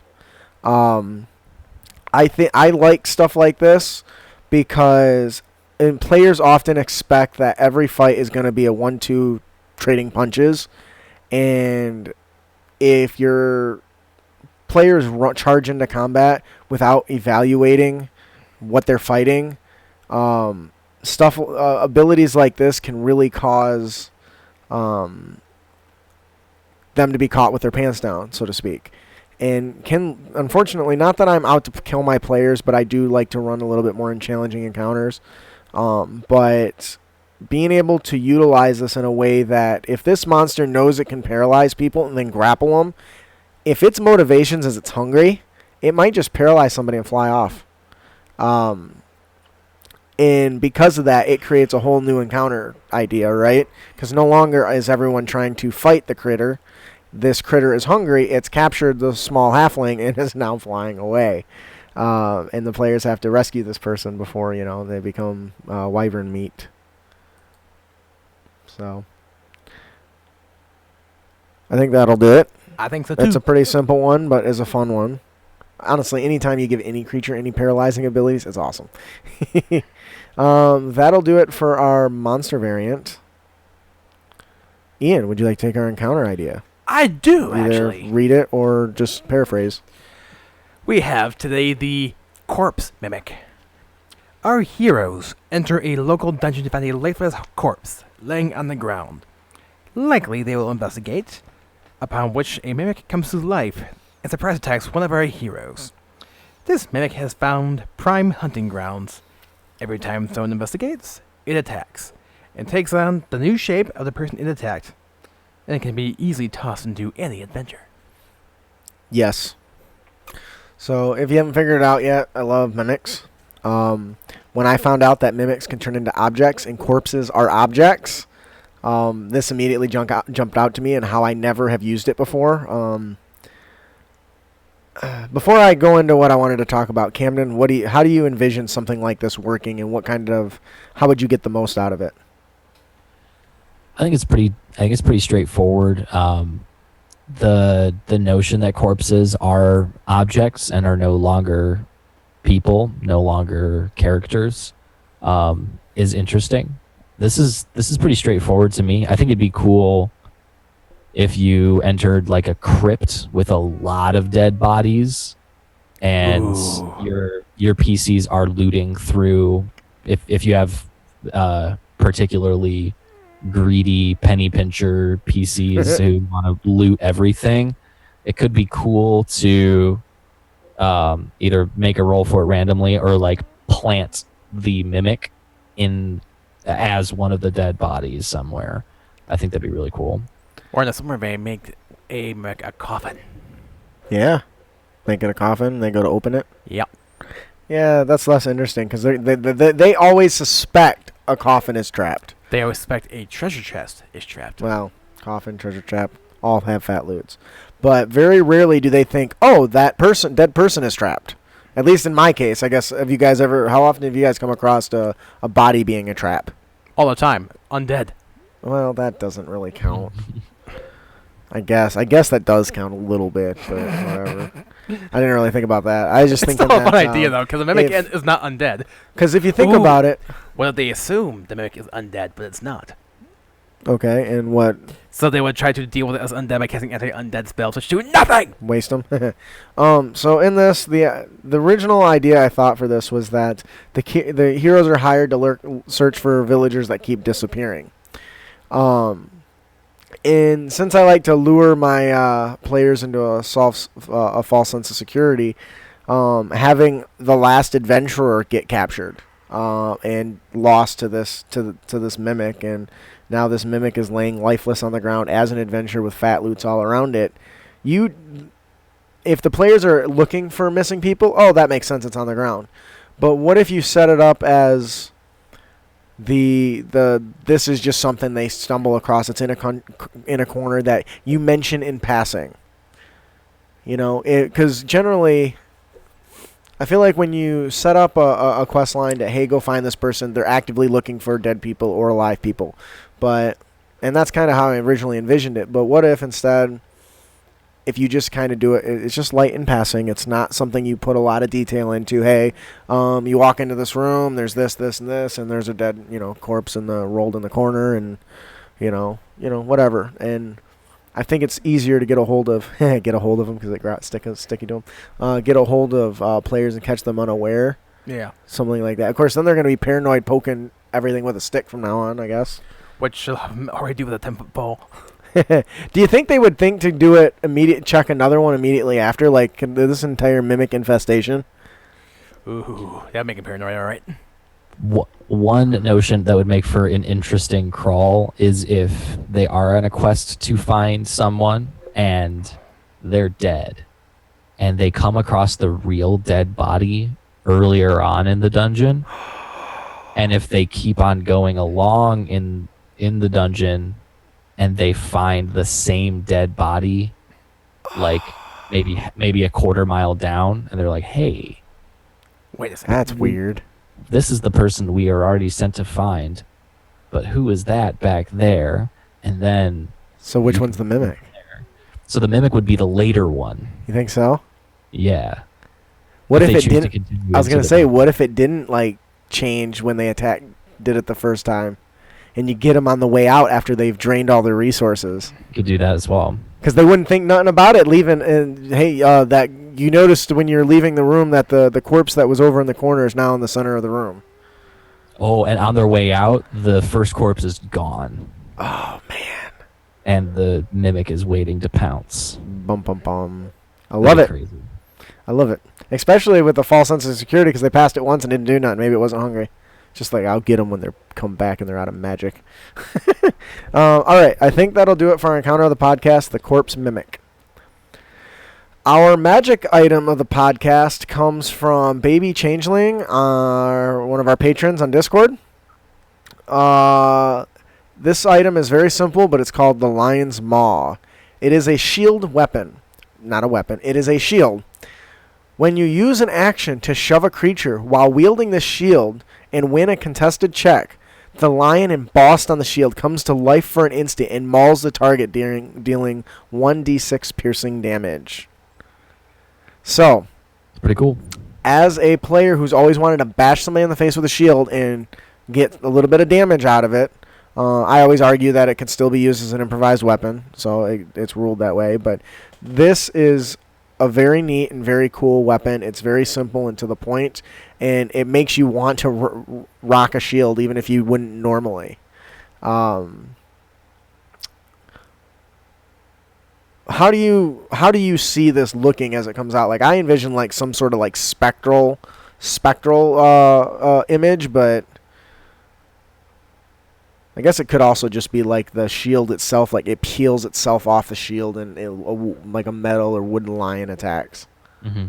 I envision it as this would be a really cool thing for like a knight or a paladin character, where like the seal or the crest of your patron or maybe your hometown involves a lion of some sort, and it like kind of becomes 3D and chomps at him right as you shove. But that'd be pretty cool if the like actual design, there's like an ornate design that has some significance to your character's backstory. Oh, that would be awesome. And you could change it to any animal, really. It says lion here, but you can change it to a bear just as easy. That'd be super. It would be super cool if it was gifted to the player as. Speaking of, using XP as currency to give special items, this would be really cool as a gift from an NPC that is significant to that character's backstory. Ooh. Like, hey, you've served your god well, you've served your town well. Take this as a symbol of what you work so hard to serve wherever you go, and it will serve you well. Make it a honey badger. Honey badger. New York Tater says beaver. lion rampant from Scotland. That's a good one. Make it a beaver. Yeah. A beaver. A beaver. Hit you in the face with a beaver. Make it all covered in like the fur and everything. So what I think would be interesting is that if the NPC gives the item to a player and doesn't know that it's magical. That would be nuts. So they don't know that it can do that until they bash somebody to knock them down with the shield. And it. Wow. How would you as a player, if you just got this really cool ornate looking shield, and then like 3 sessions later bash somebody in the face and a damn lion attacks out of it? Like, holy fuck. Now they might. I'm not the type of player that would get upset that I didn't know that, but if you didn't know, I mean. The shield has been passed in my family for generations, and as a thank you to you and all the work that you've done, I'd like to pass it on to you. Heh. Tater says chipmunk. Chipmunk? No, like... Or a squirrel. You gotta get that a little closer. I can barely hear you. Or a squirrel. I like this magic item. It's simple, but I think you could get a lot of roleplay out of it. Even if it's not that much damage, you could even lower the damage if you wanted. If you're really gung ho about not giving shield bash any magic, but I think that it would be awesome. Give it the glow around the animal so it seems to move. Ooh, I like that.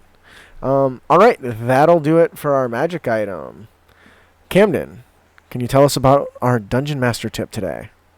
Of course, our Dungeon Master tip of the podcast comes from Jason Shores, who messaged us on Facebook.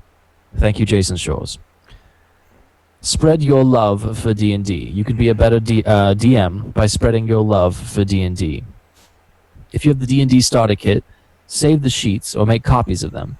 If you've finished with it and don't plan to run it anymore, take your starter kit to your local Goodwill or other thrift store for someone else. I plan to do this as soon as I have enough dice and don't need the originals. If you want to get real fancy, print off some free adventure modules from the DM's Guild to toss into it as well.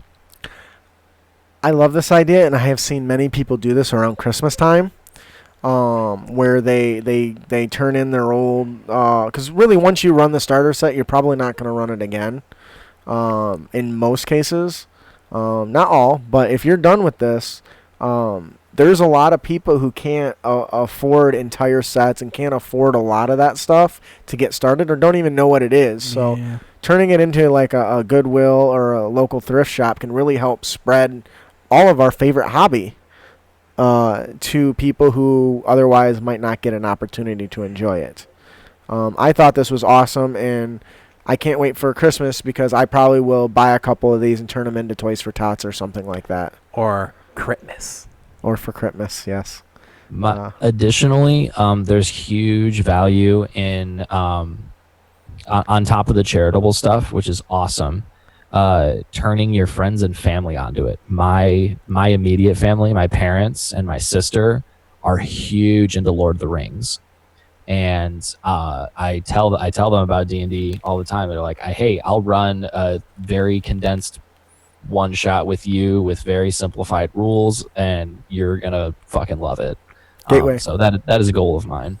Yeah, check out Gateway. Oricon's Lair has a really simple. It's as simple as you can get, where it gives almost all the power to the players and to you, with little or no rules. And it's great for that intro game. If they like it, then you can teach them D&D. But if you're looking for something that doesn't require a bunch of explanations on how to do it, you just say you're good at this, you're proficient. You're not good at this, you're not proficient, or you're deficient, or whatever it is. Like, you have disadvantage on all checks related to that, and that's pretty much it. I once ran it with him, and I played a gun mage. Like I was like, "What spells do I have? What spells do you want?" I'm like, I don't know. Tell me what you want, and we'll figure out how powerful it'll be." Okay. Oh, yeah. It was a lot of fun. Tater. What's that? Don't forget Ryan. Find a school group nearby and donate to them. Oh yes, that's an awesome one. Yes, we had Or a local library. or a local library. That's a good one too. We had our who's now a patron, Ryan Torres, was on one of our episodes in regards to using D&D as a teaching tool. So to kind of go off what Jason Shore submitted, find there's those opportunities to spread our hobby. Right now, D&D is bigger than it's ever been. Literally. This edition has sold more than any other edition. Yeah, and combined, I think actually, it's up there. It's insane. And so the more we can get out there, the more we can share what we love, and it makes us feel less nerdy when other people are doing it. Because I have to validate myself and not being a total nerd. But anyways, I love this DM tip, and you can take it as a bonus player tip as well. Whoever you are, do it. What does that say? Revenge of the Nerds has arrived. Thanks, Tater. Now on to our last and final Unearthed tips and trick. We have our player tip of the podcast. Don't be a dick.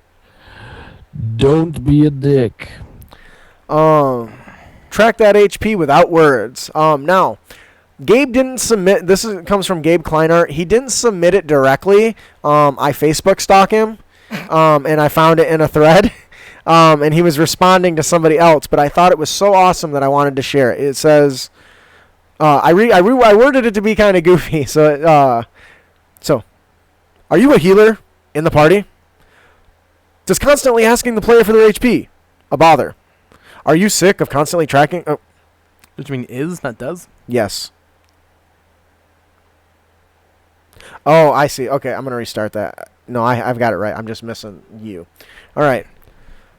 Are you a healer in the party? Does constantly asking a player for their HP bother you? Are you sick of constantly tracking everyone else's hit points? Well, don't worry. We got the solution for you. You can purchase a bunch of Mardi Gras necklaces, and whenever a player's drop below 25%, just add a necklace as a visual indicator. So at 75% of your max, you have one. At 50%, you have two, and so on. That way, you don't necessarily have to verbalize HP out loud. Everyone just knows at a glance, just like their characters would. And you know roughly how severe someone's injured as a DM. That is awesome. That is so awesome because as the DM, if I'm trying to if I'm playing an intelligent creature and I want to know who's the most mortally wounded, I have to be tracking everyone's HP to know how bad they are unless they're chit-chatting about the table. But if I can just look up and see that Ian's got 3 little things on him and I see he's limping his little scrawny ass around, well, what's one more arrow going to hurt? One less threat, right? Thunk. I think this is a fantastic player tip. This helps not only the players, it helps the DM, and it can get rid of a lot of that sort of stuff. Plus, you look pretty baller. What do you think, Camden? I think this is a fantastic practical mechanic. I think any visual aid will help out. It also mitigates it mitigates the metagaming in an interesting way. This is metagaming in and of itself, but it mitigates on top of the bothersome. Like, oh wait, what are you at? What are you at? Are you okay? Do you need healing word? What's going on? And here comes Ian to interrupt, saying it's not metagaming.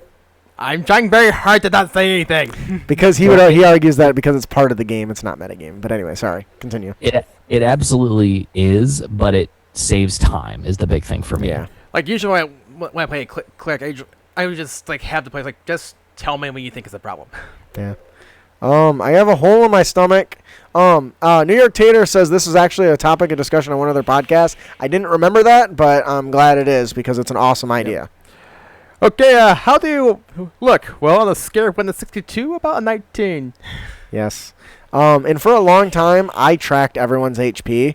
I don't so much online anymore because it's too new. It's not a consistent mechanic for people who have never done it.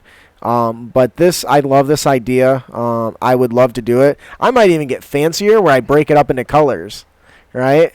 Like yellow, like yellow is I'm okay. Like maybe like different like spray paint the different sections and just rotate it as your health goes down, so it goes from green to yellow to orange to fuck. Or make it like the Doomsday Clock. Ooh, that's a good one. Yeah, follow the five levels on the Doomsday Clock, right? Something like that. Yeah. That's how many minutes to midnight. Till we're dead. Yeah. Oh no, I was thinking the alert colors. That's DEFCON. Conversely, That's DEFCON. Conversely, be good to your healer Yeah. and use your bonus action in game to call out to your healer and be like, "Hey, I am hemorrhaging blood right now." Technically, that's a free action. It depends. Okay, yeah, there you go. To know how severely somebody's injured. To communicate you're injured. To communicate it. Oh yeah, I would say that. Yeah, that's a free. Only in my games, it's not. Hey, cleric, my entrails are now extrails. New York Tater says, milestone, patrons get Crit Academy beads. Is that the same thing? You missed Sarah's Mardi Gras reference. Show me your beads. I don't know if that was a Mardi Gras reference. I'd but it was assume pretty so. funny. I would assume. I've never been, so I just know that the more hulas you have, I think the more either you've drank or how many times you've been plowed. Oh, or how many times you have shown your nipples. Oh, that's what it is. So when you have a woman that's got a lot of them, or a guy that's got a lot of them, they've been flashing. Oh, but it doesn't have to be like Nexus beads. It could be like tokens that they could be putting on the table or removing. Yeah, I agree. Or like Starburst. Like the more banged up you are, the more you eat. Oh, we have a winner. I love this idea. So, Gabe, awesome idea. You are the man. I don't care what Ian says about you. I have no idea what you're talking about. Don't worry, I won't tell him.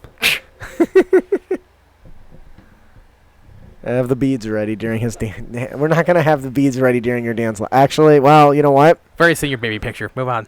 I'll get some Monopoly money and I'll make it rain all over you. Or better yet, I'll get some change and I'll make it hail on you. How do you I make can it work afford with change. How do you make it work with Bitcoin? With Bitcoin? I don't know. I'm going to make it digitally rain. So that'll do it for our player tip of the podcast. Don't be a dick. And you can avoid dickitude by helping track HP without words. Visually. Yeah. God, I hope we don't already talk about this. I didn't see it in any of my notes, so. But I did miss. There's a few things that we've talked about more than once, but we got different conversations out of them, so that's good. Yeah. That'll do it for Unearthed Tips and Tricks. But before we close out, we have one more gift to give away. Compliments of Jeff Stevens. Ian, who's our winner today? Joe _ 902.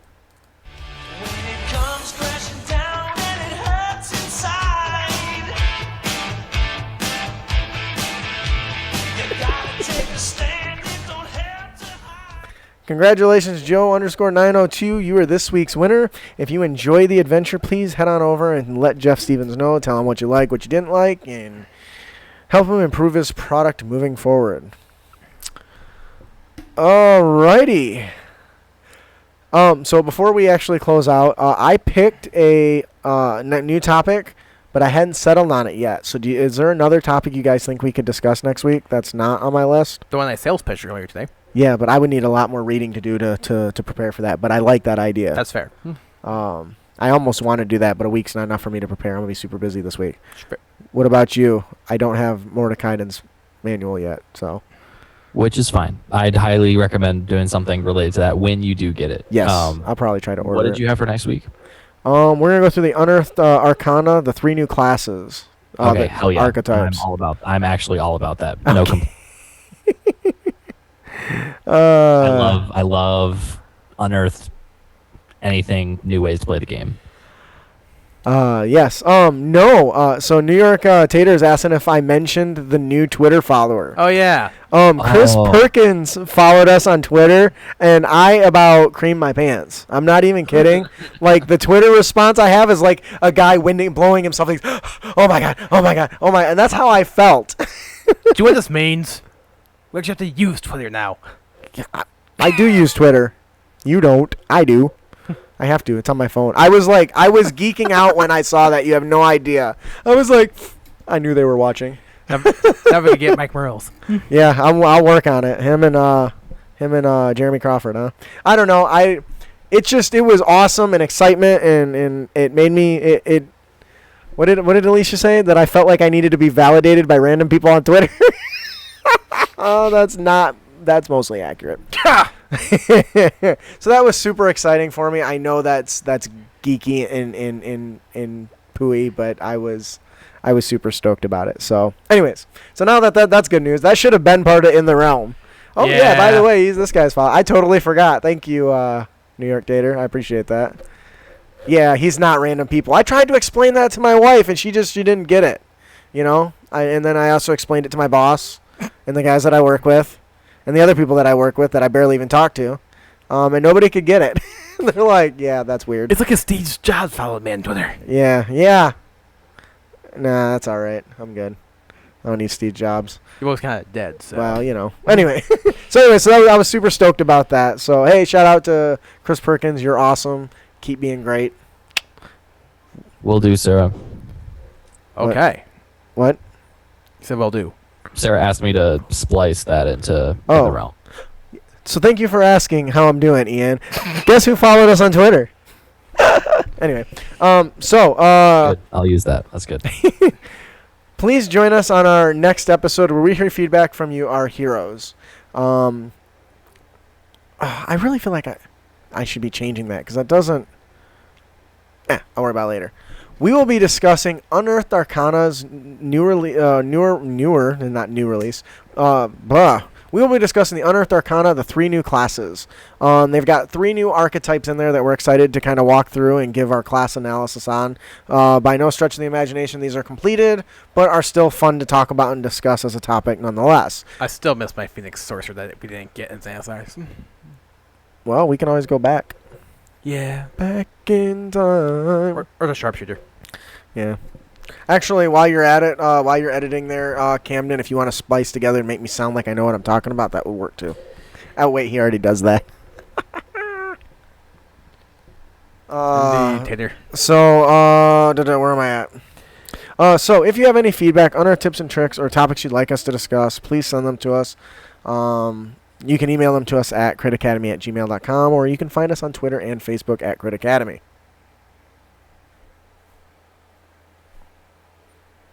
Does that mean? Cool. Yes. Okay. I'm just sternly pointing in your general direction. Like a monkey. We hope you've enjoyed your experience here at Crit Academy. If you did, you can help others find the show by leaving a 5-star review on iTunes or your platform of choice. You can also simply send us a message telling us how much you enjoyed the show, how sexy Justin's voice sounds, etc. Also, be sure to give us a like and a share. Make sure to subscribe. Make sure to subscribe to our show at critacademy.com so we can help you on your future adventures, as well as be entered to win cool prizes each and every week. You also find links to our awesome fellowship members there. If you have not checked out Inter-Party Conflict, Gabe and Jeff do an amazing job. They answer your questions to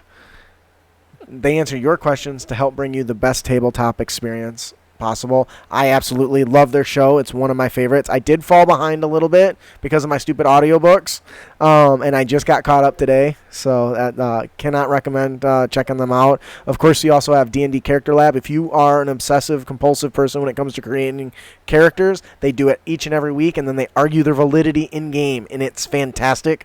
You can also find links to our other fellowship members there, including Game Master Stash, Oricon's Lair, as well as all of our sponsors. I am your host, Justin. I'm your co-host, Ian. And I'm your co-host, Camden. Thank you for listening. Keep your blades sharp and spells prepared, heroes. I cast magic missile. Me too. Thank What's about new? What's about new? Oh, I'm gonna attack the darkness. Okay, I remember I saw that when I first started playing D&D, and even then I thought it was stupid. I'm like, I don't get why it's funny. My friends are cracking up. I'm like, well, so funny though. But it wasn't. That was and the it's thing. so true. That is accurate. The Mountain Dew thing was pretty funny, though. And then the big giant guy getting all upset 'cause he wants to do the hookers. I got a +8 dagger focusing. You're not there. I have to.